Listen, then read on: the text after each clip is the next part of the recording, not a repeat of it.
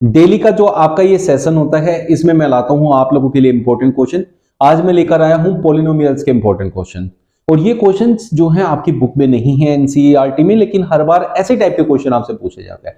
इनको कैसे टैकल करते हैं वो सब आज सिखाऊंगा इस सेशन के अंदर, बिना स्किप किए देखिएगा। बहुत अच्छा सेशन है, आपको बहुत हेल्प मिलेगी, पॉलिनोमियल से छुटकारा मिल जाएगा एक ही सेशन के अंदर।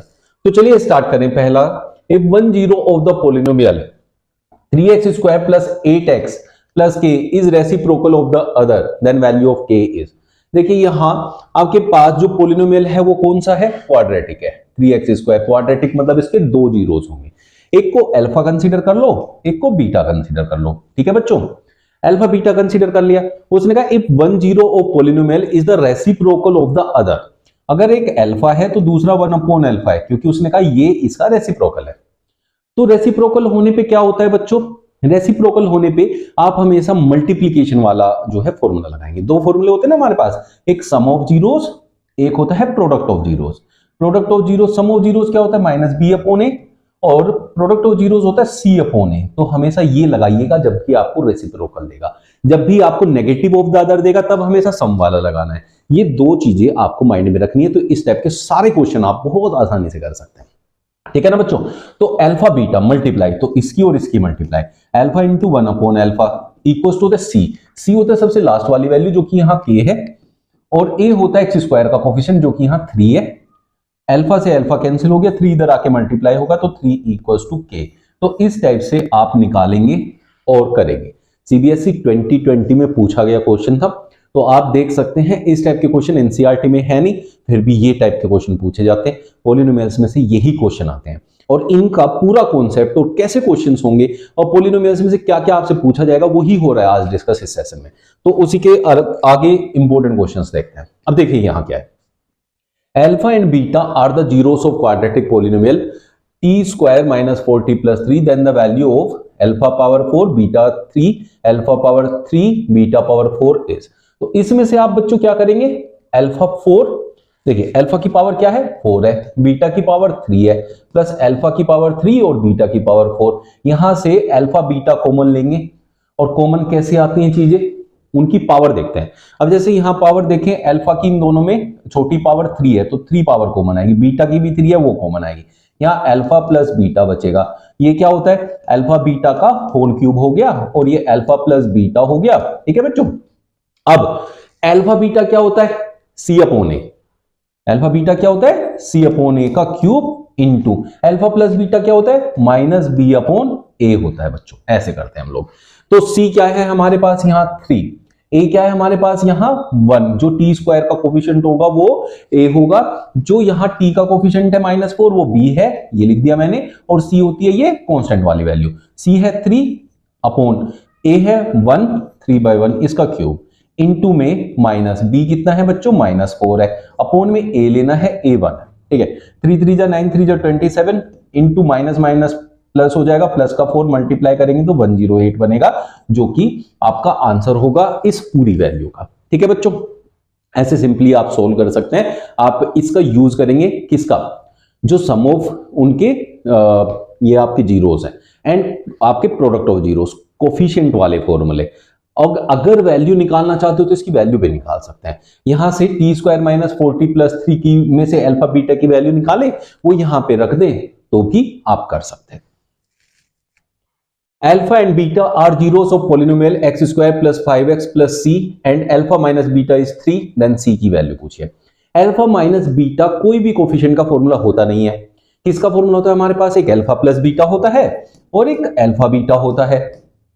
अल्फा प्लस बीटा क्या होता है बच्चों? -b/a। यहां देखो x² का कोफिशिएंट a होता है, x का b होता है, और ये होता है आपका c। तो c की वैल्यू दे नहीं रखी कोफिशिएंट कांस्टेंट वाले की, वो यहां देखेंगे। अब अल्फा प्लस बीटा की मैं अगर वैल्यू निकालूं तो दैट इज -b है 5, यहां 5 है b, तो हो गया -5, a है 1 क्योंकि x² का कोफिशिएंट 1 है, तो अल्फा प्लस बीटा की वैल्यू निकाल लेंगे। क्यों निकाली? क्योंकि उसने अल्फा माइनस बीटा दिया हुआ है, तो इससे हम दो इक्वेशन बना के इनको सोल्व कर देंगे। ऐड कर दो, देखो बीटा से beta cancel, 2α is equals to -5 + 3 is -2, 2 1 जा 2, अल्फा हो गया बच्चों -1। अब उसने पूछा है कि c की वैल्यू बता दो। अल्फा बीटा क्या होता है? c/a a होता है बच्चों। ठीक है, यहां से आप c की वैल्यू निकाल सकते हैं, जबकि a तो 1 है, एक्स स्क्वायर का कोफिशिएंट, तो alpha beta is equal to c upon 1। ठीक है बच्चों, लेकिन हमें बीटा की भी वैल्यू चाहिएगी। जब बीटा की वैल्यू पता होगी तभी यहां रख के हम c की वैल्यू निकाल सकते हैं। अल्फा की वैल्यू तो हमें पता चल गई, तो यहां रख दो या यहां रख दो। यहां क्या है, अल्फा की वैल्यू आई -1 minus beta is equal to 3, -1 3 को इधर लाओ, -3 इज इक्वल टू बीटा, तो -4 इक्वल टू हो गया बच्चों बीटा। अब यहां रखेंगे अल्फा की वैल्यू -1 इंटू बीटा की वैल्यू -4 इक्वल टू सी, तो माइनस माइनस प्लस का 4 इक्वल टू सी, तो ऑप्शन सी आपका करेक्ट आंसर हो जाएगा। ठीक है बच्चों, ये एक इंपॉर्टेंट क्वेश्चन है, बहुत इंपॉर्टेंट, बहुत बार पूछा जाने वाला क्वेश्चन, लेकिन इसकी एक आसान सी ट्रिक सिखाता हूं आप लोगों को, बहुत आसान सी, उसको रख लीजिएगा याद और डायरेक्ट आंसर आएगा। ये बहुत जगह यूज भी होता है, अभी इसके आगे कुछ क्वेश्चंस आएंगे जहां ये यूटिलाइज भी होगा।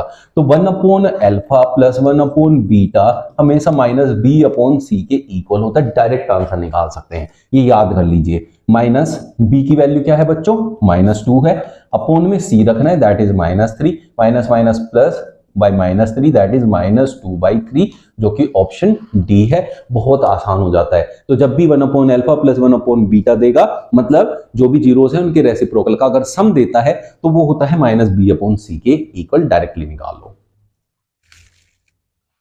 If one of the zeros of quadratic polynomial bx square plus cx, ये आपके पास एक पॉलिनोमियल है bx square plus cx plus d, उसका एक जीरो है जीरो के इक्वल, मतलब जो x की एक वैल्यू है वो जीरो है। ठीक है, अब उसने कहा है कि दूसरा जीरो बता दो उसका क्या होगा।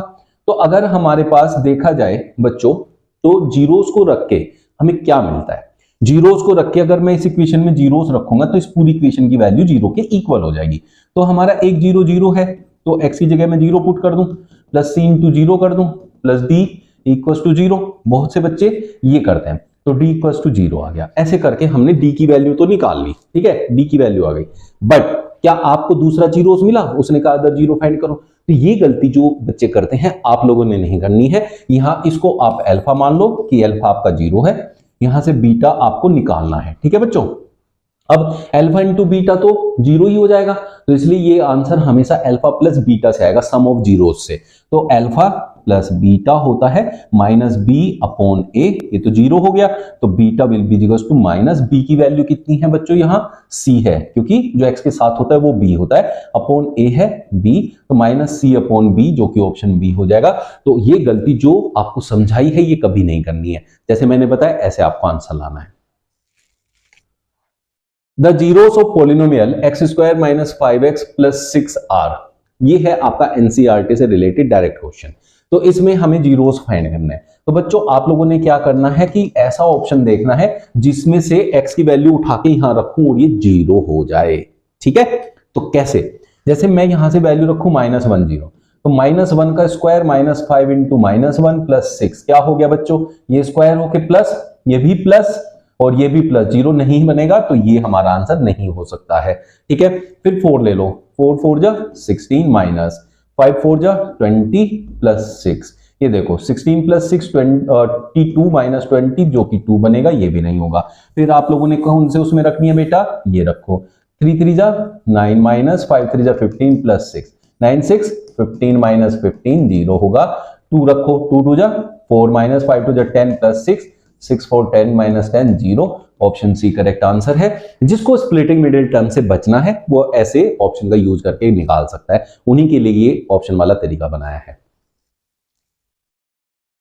If the sum of the zeros of polynomial is -1/6 and product of zeros of polynomial is -2, then the polynomial is, polynomial का स्टैंडर्ड फॉर्म क्या होता है बच्चों, x square minus a plus alpha plus beta into x plus alpha beta equal to 0, x square minus alpha plus beta होता है सम of zeros, जो कि उसने कहा सम ऑफ द जीरोस है -1/6, तो इसे लेंगे -1/6 इंटू में होता है बच्चों x, फिर होता है यहाँ प्रोडक्ट ऑफ द जीरो जो कि -2 दे रखा है इक्वल टू 0। अब यहाँ माइनस माइनस प्लस हो गया, x square plus 1 into x is x/6 -2, बेटा एलसीएम लेंगे, एलसीएम लेके हो जाएगा 6x स्क्वायर प्लस x -12 और ये 6 उधर जाके 0, तो ये आपका आंसर हो जाएगा, जो कि आपको मिलेगा ऑप्शन डी के अंदर। अब ये ऑप्शन भी दे रखा है, ये आंसर नहीं टिक करना है, हमेशा सोल्व करके ही टिक करना है, ये याद रखना है, इसीलिए स्पेशली मैंने ऑप्शन इसमें डाला है। If alpha and beta are the zeros of polynomial, ये एक पॉलिनोमियल है जिसमें अल्फा बीटा इसके जीरोस हैं, ठीक है। उसने कहा alpha plus 1 into beta plus 1 बताइए कितना होगा। देखो ए की वैल्यू कितनी है बच्चों, यहां 1, बी की वैल्यू निकालने में यहां सबसे ज्यादा गलती करते हैं बच्चों, उसी को सीखना है इस क्वेश्चन के अंदर।